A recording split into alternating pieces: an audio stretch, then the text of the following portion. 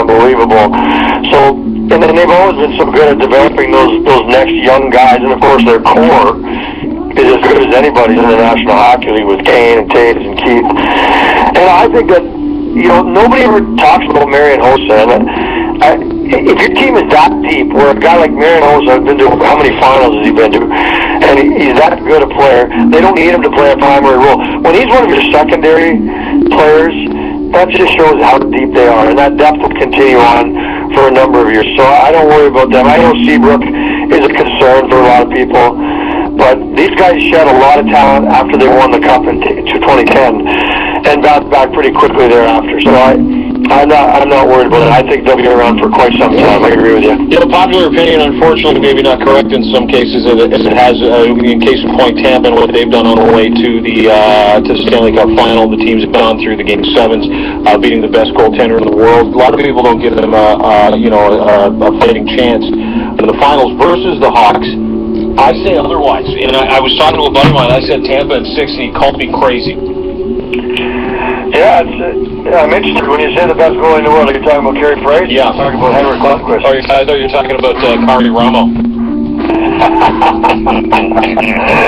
Well, they continue to not defy the odds, but people's expectations of them are not this high. I don't think many people thought they could get to the finals. But when will they get that respect? Because they've been disrespected for the first series against Detroit.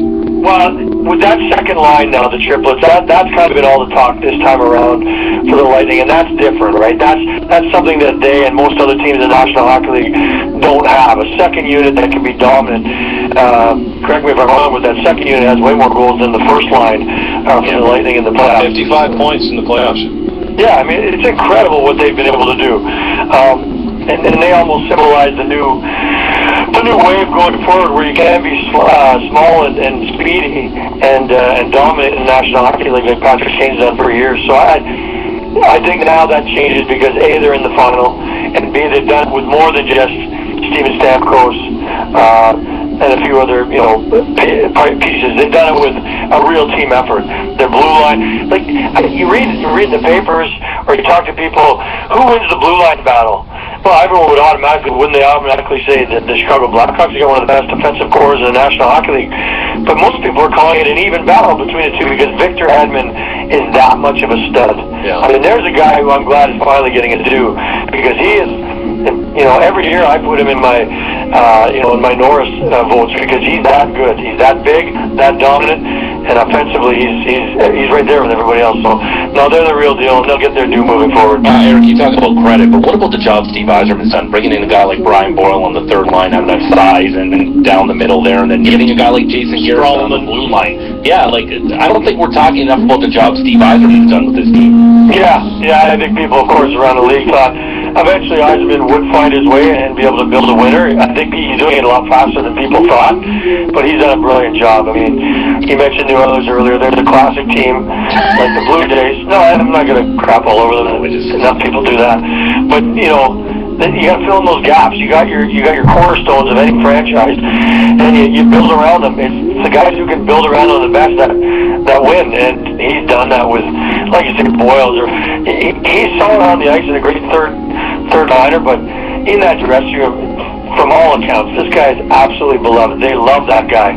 So when you add guys like that, character guys, it's not surprising when they win. Ryan Callahan's another guy that guys in that room absolutely love. He's filled in the pieces very brilliantly, and no one would be upset if Steven Yzerman got his due as a GM all by himself and they won a cup. Eric Francis, appreciate your time. Tampa Bay or Chicago? I'm going to take Chicago just because they've been there, done that. But man, it should be another good series. Vacation in Edmonton or Kandahar? Oh man, can you leave that with me? I'll talk to you next week.